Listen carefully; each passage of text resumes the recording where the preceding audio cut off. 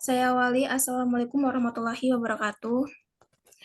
Salam sejahtera untuk kita semua. Kami dari kelompok 4 akan mempresentasikan hasil dari diskusi kami yang membahas mengenai studi kasus kekerasan berbasis gender oleh mantan kekasih menggunakan kloset di Pandeglang. Nah, sebelum presentasi kami dimulai, saya selaku moderator akan memperkenalkan anggota-anggota yang gak kalah cantik ini. Yang pertama ada saya sendiri, Siti Handayani. Yang kedua ada saya Irma Dian Pratiwi dengan NIM F1C022008.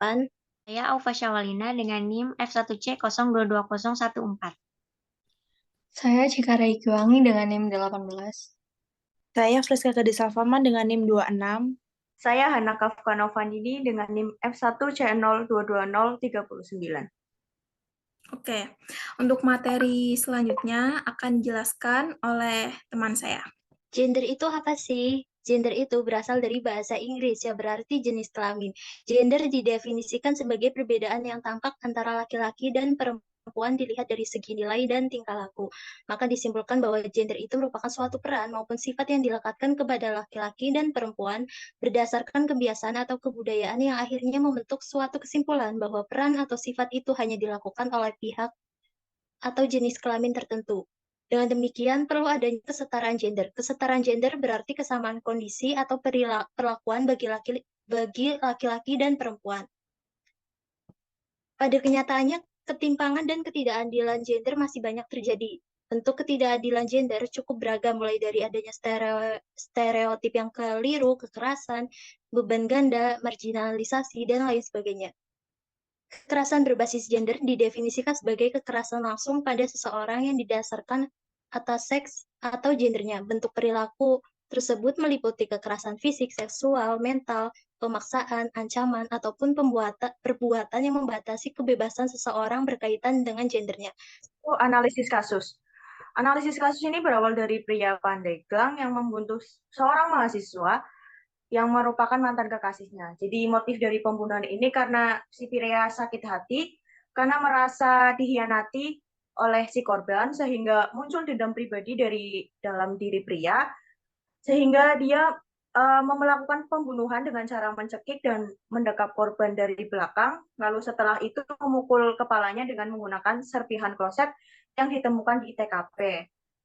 Kasus ini merupakan kasus kekerasan berbasis gender yang berujung pembunuhan karena terdapat ketimpangan relasi kekuasaan antara laki-laki dan perempuan. Pelaku juga menganggap bahwa perempuan itu lemah dan tidak bisa melawan. Oke, selanjutnya. Selanjutnya ada pemantulan dua teori. Yang pertama itu ada standpoint teori. Standpoint teori merupakan teori yang menjelaskan tentang bagaimana kita melihat dan memaknai dunia dengan berdasarkan pada pengalaman, pengetahuan ras, gender, budaya, pendidikan, kelas sosial, dan perilaku komunikasi individu yang dibentuk dalam sebuah kelompok sosial di mana mereka menjadi bagian dari kelompok tersebut. Jadi tujuan teori ini tuh untuk melihat dan memahami sudut pandang dari orang-orang untuk mendapatkan suatu informasi. Berdasarkan kasus kekerasan berbasis gender yang terjadi di Pandeglang, Banten, jika dianalisis menggunakan standpoint, maka dapat dilihat dari berbagai macam sudut pandang. Yang pertama, sudut pandang mantan kekasih yang membunuh. Jadi ini tuh pelaku. Jadi pelaku itu memiliki sudut pandang bahwa ia tuh merasa sakit hati karena korban mengakhiri hubungannya dan korban langsung memiliki kekasih baru. Dilihat dari sisi psikologis, yang menjadi aspek mentalnya bermasalah dan juga dia itu memiliki trauma yang mempengaruhi tindakannya. Tidak hanya itu, hubungan yang buruk serta konflik yang belum terselesaikan dengan mantan kekasihnya juga semakin mendorong perilakunya untuk membunuh mantan kekasihnya itu. Dan selanjutnya ada sudut pandang dari korban. Kalau dilihat dari sudut pandang korban itu, korban merasa memiliki perasaan takut, kebingungan, dan ketidakadilan yang dirasakan. Korban mungkin sering mengalami ancaman ataupun kekerasan dalam hubungannya. Jadi korban itu sama pelaku berada dalam hubungan toksik.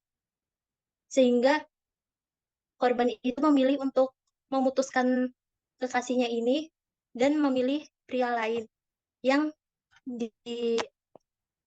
dianggapnya itu mampu menyayanginya dengan cara yang lebih baik. Dan juga korban ini tidak pernah terbayangkan bahwa dia akan dibunuh dengan menggunakan serpihan kloset. Selanjutnya akan dijelaskan oleh teman saya. Oke, yang ketiga ada sudut pandang dari keluarga korban. Tentunya, dari kejadian yang menimpa putri mereka, keluarga korban, terutama orang tua korban, merasakan duka yang mendalam atas kematian yang tidak adil. Terdapat perasaan marah, sedih, bingung, dan kecewa terhadap pelaku. Keluarga korban merasa sangat dirugikan karena kehilangan nyawa yang berharga, yaitu anak mereka, dan hal tersebut menjadi pukulan yang besar bagi mereka. Keadilanlah yang mereka harapkan bagi mendiang putrinya serta dukungan dari pihak yang berwajib dan perlindungan terhadap perempuan untuk dapat membantu kejadian yang menimpa anak mereka dengan harapan korban akan mendapatkan hukuman yang setimpal atas hal yang terjadi. Tentunya keluarga korban menginginkan adanya nyawa dibalas nyawa. Lalu yang keempat ada sudut pandang dari sistem hukum. Dari peristiwa pembunuhan yang terjadi oleh seorang pria yang membunuh mantan kekasihnya, sistem hukum memiliki sudut pandangnya sendiri dalam menangani kasus ini. Seperti yang kita tahu, bahwa sistem hukum memiliki tujuan untuk mencari keadilan dan menegakkan hukum. Dengan demikian, sistem hukum akan menangkap pelaku pembunuhan, kemudian menginterogasi korban untuk menanyakan motif pelaku, mencari dan mempertimbangkan bukti yang meliputi kloset bekas, motor beat, laptop, tas, dan juga dompet milik korban untuk dapat mengungkap kebenaran dan menjatuhkan hukuman yang sesuai kepada pelaku.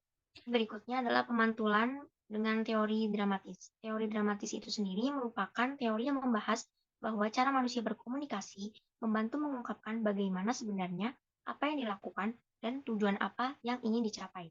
Dalam diskusi yang kami dapatkan ini, dapat dianalisis menggunakan 5 elemen dalam konsep pesan yang akan dijelaskan oleh teman saya. Oke. Nah, di dramatisme teori itu ada 5 elemen. Yang pertama ada agen, itu yang merujuk pada pelaku dari keseluruhan cerita. Pada kasus ini, seorang pria tuh dari Magelang, Banten, dengan inisial RA digambarkan sebagai pembunuh dari mantan kekasihnya. Yang kedua ada agensi, yang merujuk pada pemeran pembantu dapat berupa benda tak hidup dalam pencapaian tujuan RA. Dalam kasus ini, agensi digunakan oleh RA adalah serpihan kloset yang berukuran besar untuk membunuh mantan kekasihnya. Terus yang ketiga ada adegan.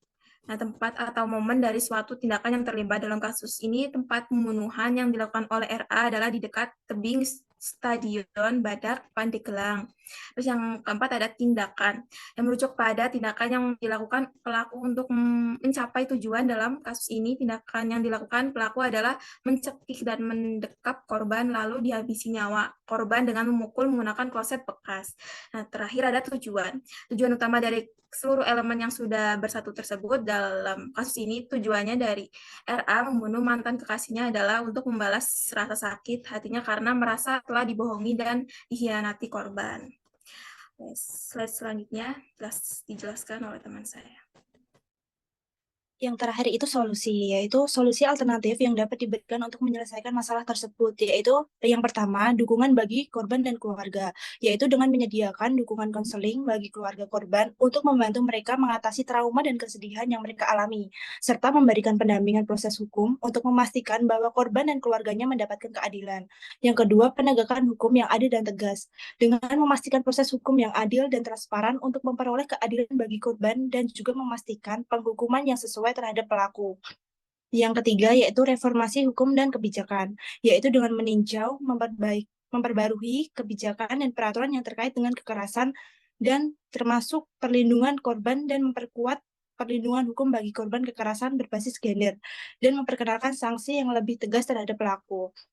Setelah itu, adanya solusi untuk mencegah kasus ini agar tidak terulang kembali, yaitu yang pertama dengan adanya pendidikan dan kesadaran, yaitu mengedukasi masyarakat tentang kekerasan gender, pelecehan, dan pentingnya menjaga hubungan yang sehat. Yang kedua, yaitu meningkatkan akses dan dukungan, yaitu dengan menyediakan dukungan bagi korban kekerasan, termasuk pusat penampungan, konseling, dan hotline darurat, untuk memberikan korban tempat aman untuk mendapatkan bantuan dan mendiskusikan situasi mereka tanpa rasa takut dan malu. Yang ketiga yaitu memantau terhadap peraturan berpotensi, yaitu dengan mengembangkan sistem pemantauan yang efektif terhadap korban yang memiliki catatan kekerasan. Ini dapat melibatkan kerjasama antara lembaga penegak hukum dan pekerja sosial dan lembaga lainnya. Demikianlah presentasi dari kelompok kami. Semoga apa yang kami sampaikan diterima dengan baik. Saya selaku moderator ingin mengucapkan terima kasih atas perhatiannya dan juga mohon maaf apabila ada kesalahan kata dan perbuatan. Sekian dari kami, terima kasih. Wassalamualaikum warahmatullahi wabarakatuh.